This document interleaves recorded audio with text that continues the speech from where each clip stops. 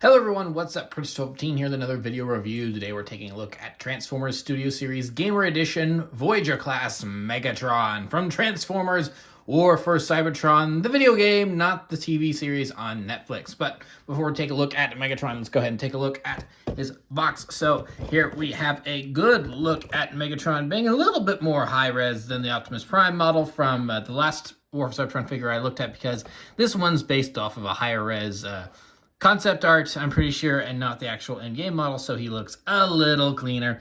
He is from Studio Series Gamer Edition. He is a Decepticon. His name is Megatron. He's for ages 8 and up. Of course, that's just suggestion. They have to put that on there. He's manufactured by Hasbro. And Takara Tomy, he is from Transformers War for Cybertron. Look at that beautiful, beautiful, beautiful logo right there. Hey, it's also on the top. I'd love to see it. Ooh, it's dusty. So on the side here, we have another look at Megatron. He's a Voyager class in several different languages. Over here, we have another look at Megatron. He is an authentic Transformer. No Chinese knockoffs here. And then on the back, here's everything Megatron does. He's video game inspired. Oh, okay. So they actually fixed this one. Hold on a second. I still have it like right here because I'm doing all these in a row. So okay, so this is Megatron's box. Is video game inspired. Over here, Optimus is big screen inspired. So they fixed it. They did fix it. So they accidentally forgot to, and I knocked another figure over. Oops, doodles. Doesn't matter. So they fixed it from Megatron. Good on them. I just now noticed that. So anyway, he is video game inspired. He is from Transformers War for Cybertron. It's the Secure the Station level. Here is Megatron with everything. He comes with, he transforms in 22 steps. He comes with a display. Here's the short little bio saying that Megatron launches a full attack on the space station guarded by Starscream and his army, the first level from War for Cybertron. And then, of course, don't eat the toy because plastic is hard to digest. So, yeah. So anyway, here is War for Cybertron Megatron in his tank mode. And this is up there in terms of my favorite Megatron designs. It's probably this design, Prime Megatron, and I don't know. There is just something about Revenge of the Fallen Megatron that I just adore. So it's probably those are probably my top 3 Megatron designs, and then this guy's clearly one of them. So yeah, pretty good looking tank mode. It's a little gappy. That'd just be my one complaint, is that it does feel a little gappy with some of these gaps in here.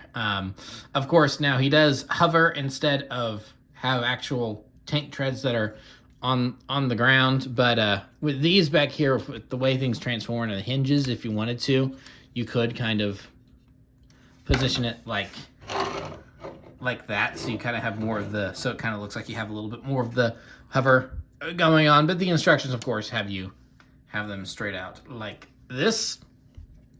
So overall, it's not. I don't think it's the best tank mode they could have given us. Looking at the original deluxe, which I don't have, but of course there's pictures on the internet. Looking at that, I think that tank mode's probably a little bit better. But this isn't bad by any means. For what it is, it totally works. My one gripe is probably the cannon, but I will be talking about that a little bit more whenever we actually get to the robot mode itself. Now, if you want to, though, you can put this on either way. The way I just had it, I'm pretty sure, is the proper mode, but if you want to, you can have it like this.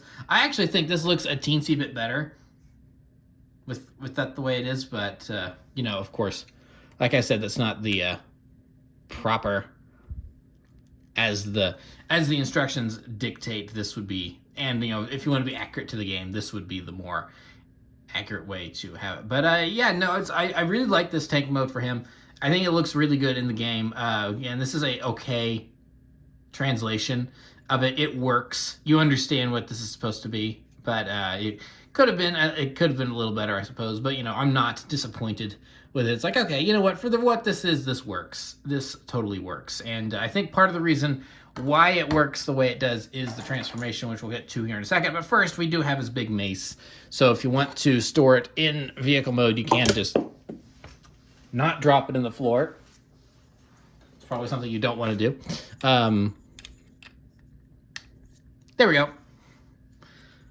So you can just pin it on like that, or I guess you can spin it around and have it on like that. So it does look like that there's just a big Energon mace sitting on top of him. But that is the official weapon storage in vehicle mode. So we'll just go ahead and set that off to the side and get down to his transformation. So like I said, what I think makes this vehicle mode work is the way you get it transformed, because the transformation is pretty good. So we'll go ahead and remove his cannon here and set that off to the side. And then we'll go ahead and move on to the rest of the figure. So what you want to do to start off is you just want to make sure the things get untabbed here. And we'll go ahead and separate the legs. There we are. Just kind of get these down here and we can start working on them. So just got these that we can tab in, flip in on either side. This one wants to be a little stubborn. There we are. Let's put that in like that. Just move that up, and then this all will come down. You can flip out the foot. There you go. Just have that in there. And then, see, I just pinched myself. So I do get confused. So I think this is supposed to, yes, here we go. This is supposed to tab in right there. And then this folds in like that. We can flip this little piece up here. And then this is supposed to tab in somewhere. Where'd the tab point go? There we go. You heard the click. That was a pretty loud, satisfying click. So that's all in there. That's all done. We have a leg finished. So now we just want to do the same thing here. Just make sure that this is out, ready to go. Just move that up. Get the foot pushed down. Make sure that's in position. Bring that in. Tab this over. Push that in. So now that's good to go. Make sure that panel is up. And then there we have the legs all done. So now we'll go ahead and take his arm here and just get that pulled off. So there is, if he wants to focus, there's these tabs here that will just stick into there. And then that tab right there, that will, where to go? There it is. That will just go into there. So now that this arm is free, let's get that moved around over here. That will just slot into position. Now over here, we've got another arm that's all folded up. And then there are tabs right here that will go into these slots there. So we'll get that moved over and an arm down. Then we'll want to move this down, push that up, get that all locked into place. There we are. Get this chest piece up there like that. And then now we can swing the legs around. And then finally we'll go ahead and finish up with the hands, which will just flip out like so.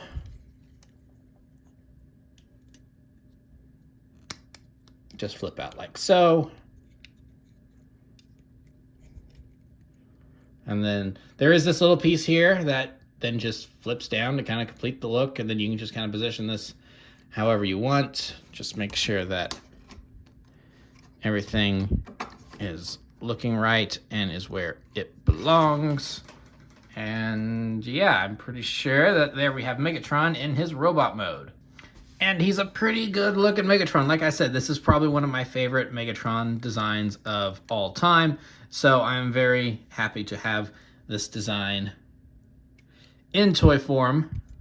So it's got a nice looking face sculpt here. Something I really like that what they did with this Megatron is that they clearly designed his head to then look like the Decepticon symbol. So in this continuity, his face literally is the symbol of the Decepticon faction.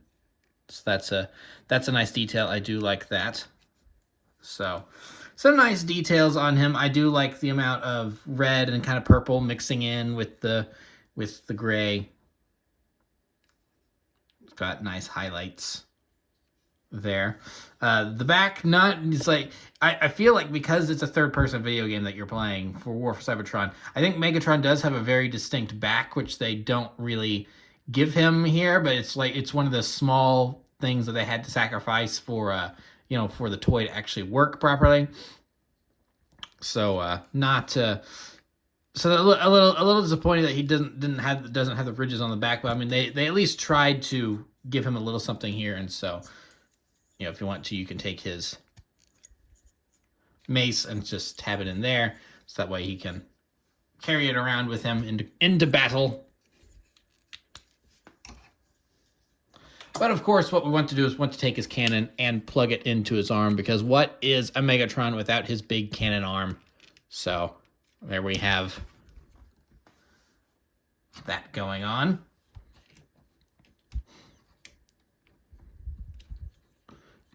And then also another thing you can do if you want to, because again, it was a third-person video game, you can unattach the arm here, and then we're going to go ahead and bring in the Ion Blaster from Voyager Optimus Prime, and that will then just, if I can get it in there.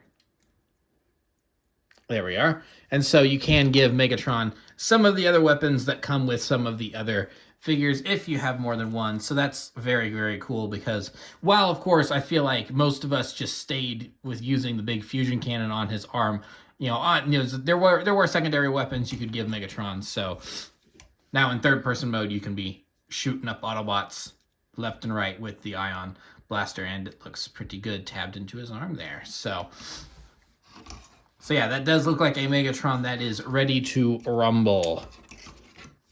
But of course, his main look is his fusion cannon, so we'll go ahead and give that back to him there, and then we can give him his mace, get that tabbed in.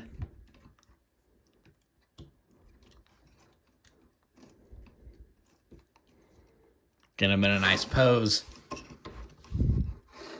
And then there we have Megatron. So very, very nice looking figure. We'll go ahead and get into some size comparisons. For starters, here we have Optimus Prime, who is just a touch shorter than Megatron. I feel like, just with the ears give him about the same amount of height, but actually, if you go by the head, he's a teeny tiny bit shorter than Megatron. So there's what they look like together. And then, of course, we'll bring in Bumblebee from the original Transformers Generations line that had the first War for Cybertron toys. So that's pretty much it for them. And we're not quite done yet, because, of course, every Studio Series figure does come with a removable backdrop.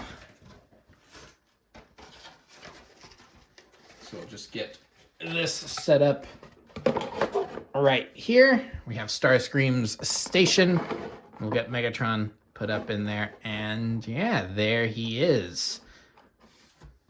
So yeah, so that's pretty much Voyager Megatron from War for Cybertron. I do like him. He's not the flashiest figure. He doesn't make me go like Optimus does, where it's like everything about Optimus I think is pretty much perfect, from the transformation to like the details and stuff. Megatron, he's got a good transformation.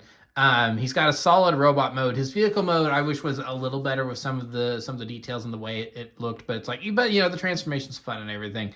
The bigger thing that I really do have a complaint about with this figure is the fusion cannon. It's just way too smooth for my liking.